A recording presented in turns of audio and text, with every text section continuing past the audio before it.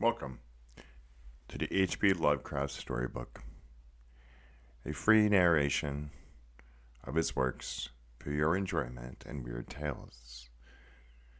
Tonight, we present the testament of a tortured, morphine-addicted man who plans to commit suicide over an incident that occurred early on in World War I when he was a merchant marine officer. This story, entitled Dagon, was written in July 1917 and is one of the first stories that Mr. Lovecraft wrote as an adult. It was first published in a November 1919 edition of The Vagrant, issue 11. Dagon was later published in Weird Tales in October 1923. We hope you enjoyed the story, and always remember to thank the great old ones. Dagon by H.P. Lovecraft. I am writing this under an appreciable mental strain, since by tonight I shall be no more. Penniless, and at the end of my supply of the drug which alone makes life endurable, I could bear the torture no longer, and shall cast myself from this garret window into the squalid street below. Do not think from my slavery to morphine that I am a weakling or a degenerate. When you have read these hastily scrawled pages, you may guess, though never fully realize, why it is that I must have forgetfulness or death. It was in one of those most open and least frequented parts of the broad Pacific that the packet of which I was to supercargo fell a victim to the German sea raider. The Great War was then at its very beginning, and the ocean forces of the Hun had not completely sunk through their later degradation, so that our vessel was all the fairness and consideration due us as naval prisoners. So liberal, indeed, was the discipline of our captors, that 5 days after we were taken, I managed to escape alone in a small boat with water and provisions for a good length of time. When I finally found myself adrift and free, I had but little idea of my surroundings. Never a competent navigator, I could only guess vaguely by the sun and stars that I was somewhat south of the equator. Of the longitude, I knew nothing, and no island or coastline was ever in sight. The weather kept fair, and for uncounted days I drifted aimlessly beneath the scorching sun, waiting either for some passing ship or to be cast on the shores of some habitable land. But neither ship or land appeared, and I began to despair in my solitude upon the heaving vastness of unspoken and unbroken blue. The change happened whilst I sleep. Its details I shall never know, for my slumber, though troubled and dream-infested, was continuous. When at last I awakened, it was to discover myself half sucked into a slimy expanse of hellish black mire, which extended about me in monotonous undulations as far as I could see, and in which my boat lay grounded some distance away. Though one might well imagine that my first sensation would to be of wonder at so prodigious and unexpected a transformation of scenery, I was in reality more horrified than astonished, for there was in the air and in the rotting soil a sinister quality which chilled me to my very core. The region was putrid with the carcasses of decaying fish, and of other less describable things which I saw protruding from the nasty mud of the unending plain. Perhaps I should not hope to convey in mere words the unutterable hideousness that can dwell in absolute silence and barren immensity. There is nothing within hearing and nothing in sight save a vast reach of black slime. Yet the very completeness of the stillness and the homogeneity of the landscape oppressed me with a nauseating fear. The sun was blazing down from a sky which seemed to me almost black in its cloudless cruelty, as though reflecting the inky marsh beneath my feet. As I crawled into the stranded boat, I realized that the only theory could explain my position. Though some unprecedented volcanic upheaval, a portion of the ocean floor must have been thrown to the surface, exposing regions which, for innumerable millions of years, had lain hidden under unfathomable watery depths. So great was the extent of the new land which had risen beneath me that I could not detect the faintest noise of the surging ocean, strain my ears as I might, nor were there any sea fowl to prey upon these dead things. For several hours I sat thinking or brooding in the boat, which lay upon its side and afforded a slight shade as the sun moved across the heavens. As the day progressed, the ground lost some of its stickiness and seemed likely to dry sufficiently for traveling purposes in a short time. That night, I slept but a little, and the next day I made for myself a pack containing food and water, preparatory to an overland journey in search of the vanished she and possible rescue. On the third morning, I found the soil dry enough to walk upon with ease. The odor of the fish was maddening, but I was too much concerned with graver things to mind as to slight such evil, and to set out boldly for an unknown goal. All day I foraged slightly westward, guided by a faraway hummock which rose higher than any other elevation on a rolling desert. That night I encamped, and on the following day still traveled toward the hummock, though that object seemed scarcely nearer than when I first espied it. By the fourth evening, I attained the base of the mount, which turned out to be much higher than it had appeared from a distance. In intervening valleys setting it out in sharper relief from the general surface.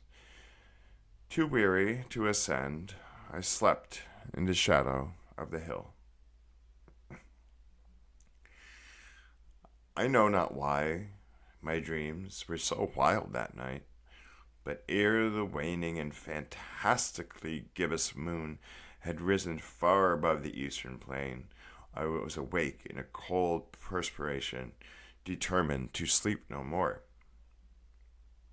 Such visions as I had experienced were too much for me to endure again. And in the glow of the moon, I saw how unwise I had been to travel by day. Without the glare of the parching sun, my journey would have cost me less energy. Indeed, I now felt quite able to perform the ascent which had deterred me at sunset. Picking up my pack, I started for the crest of the eminence. I have said that the unbroken monotony of the rolling plain was a source of vague horror to me, but I think my horror was greater when I gained the summit of the mound and looked down upon the other side into an immeasurable pit or canyon, whose black recesses the moon had not yet soared high enough to illuminate. I felt myself on the edge of the world, peering over the rim into a fathomless chaos of eternal night. Though my terror ran curious reminiscences of Paradise Lost and of Satan's hideous climb through the unfashioned realms of darkness. As the moon climbed higher in the sky, I began to see that the slopes of the valley were not quite so perpendicular as I had imagined. Ledges and outcroppings of rock afforded fairly easy footholds for a descent, whilst after a drop of a few hundred feet, the declivity became very gradual. Urged on by an impulse which I cannot definitely analyze, I scrambled with difficulty down the rocks and stood on the gentler slope beneath, gazing into the Stygian depths where no light had yet penetrated. All at once, my attention was captured by a vast and singular object on the opposite slope, which rose steeply about 100 yards ahead of me. An object that gleamed whitely in the newly bestowed rays of the ascending moon. That it was merely a gigantic piece of stone, I soon assured myself, but I was conscious of a distinct impression that its contour and position were not altogether the work of nature. A closer scrutiny filled me with sensations I cannot express, for despite its enormous magnitude and its position in an abyss which had yawned at the bottom of the sea since the world was young, I perceived beyond a doubt that the strange object was a well-shaped monolith whose massive bulk had known the workmanship and perhaps the workship of living and thinking creatures. Dazed and frightened, yet not without a certain thrill of the scientist's or archaeologist's delight, I examined my surroundings more closely. The moon, now near the zenith, shone weirdly and vividly above the towering steps that hemmed in the chasm, and revealed the fact that a far-flung body of water flowed at the bottom, winding out of sight in both directions, and almost lapping at my feet as I stood on the slope. Across the chasm, the wavelets washed the base of the cyclopean monolith, on whose surface I could now trace both inscriptions and crude sculptures. The writing was in a system of hieroglyphics, unknown to me and unlike anything I had ever seen in books, consisting for the most part of conventionalized aquatic symbols such as fishes, eels, octopi, crustaceans, mollusks, whale, and the like. Several characters obviously represented marine things which are unknown to the modern world, but whose decomposing forms I have absorbed and observed on the ocean-risen plain. It was the pictorial carving, however, that did the most to hold me spellbound. Plainly visible across the intervening water on account of their enormous size were an array of bas-reliefs whose subjects would have excited the envy of Doré. I think these things were supposed to depict men, at least a sort of men, though the creatures were shewn disporting like fishes in the waters of some marine grotto, or paying homage at some monolithic shrine which appeared to be under the waves as well. Of their faces and forms I dare not speak in detail, for the mere remembrance makes me grow faint. Grotesque, beyond the imagination of a Poe or a Baudelaire. They were damnably human in general outline, despite webbed hands and feet, shockingly wide and flabby lips, glassy, bulging eyes, and other features less pleasant to recall. Curiously enough, they seem to have been chiseled badly, out of proportion, with their scenic background, for one of the creatures was shown in the act of killing a whale, represented as but little larger than himself. I remarked, as I say, their grotesqueness and strange size, but in a moment decided that they were merely the imaginary gods of some primitive fishing or seafaring tribe, some tribe whose last descendant had perished eras before the first ancestor of the Piltdown or Neanderthal man was born. Awestruck at this unexpected glimpse into a past beyond the conception of the most daring anthropologist, I stood musing, whilst the moon cast queer reflections on the silent channel before me. Then, suddenly, I saw it. With only a slight churning to mask its rise to the surface, the thing slid into view above the dark waters, vast, polyphemus-like, and loathsome. It darted like a stupendous monster of nightmares to the monolith, about which it flung its gigantic scaly arms, the while it bowed its hideous head and gave vent to certain measured sounds. I think I went mad then. Of my frantic ascent off the close of this cliff, and of my delirious journey back to the stranded boat, I remember little. I believe I sang a great deal, and laughed oddly when I was unable to sing. I have indistinct recollections of a great storm some time after I reached the boat, at any rate. I know I heard peals of thunder and other tones which nature utters only in her wildest moods. When I came out of the shadows, I was in a San Francisco hospital, brought thither by the captain of the American ship which had picked up my boat in mid-ocean. In my delirium, I had said much, but found that my words had been given scant attention. Of any land upheaval in the Pacific, my rescuers knew nothing, nor did I deem it necessary to insist upon a thing which I knew they could not believe. Once, I sought out a celebrated ethnologist and amused him with peculiar questions regarding to the ancient Philistine legend of Dagon, the fish god. But soon perceiving that he was hopelessly conventional, I did not press my inquiries.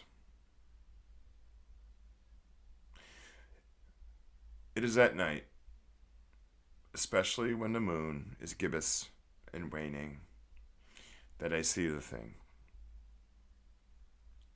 I tried morphine, but the drug has given only transient suisance, and has drawn me into its clutches as much as a hopeless slave. So now, I am to end it all, having written a full account for the information or the contemptuous amusement of my fellow men. Often I ask myself if I could not have seen all this as a pure phantasm, a mere freak of fever as I lay sun-stricken and raving in the open boat after my escape from the German man of war. This I ask myself, but ever does there come before me a hideously vivid vision in reply.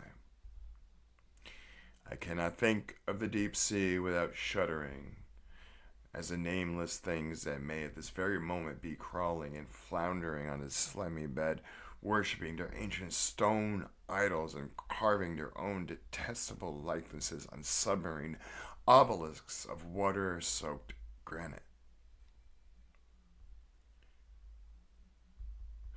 I dream of a day when they may rise above the billows who drag down in their reeking talons the remnants of puny, war-exhausted mankind, of a day when the land shall sink and the dark ocean floor shall ascend amidst universal pandemonium. And now, the end is near. I hear a noise at the door, as of some immense slippery body lumbering against it. It shall not find me. God, the hand, the window, the window.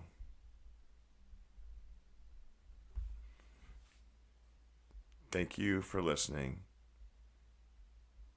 to Dagon by H.P. Lovecraft.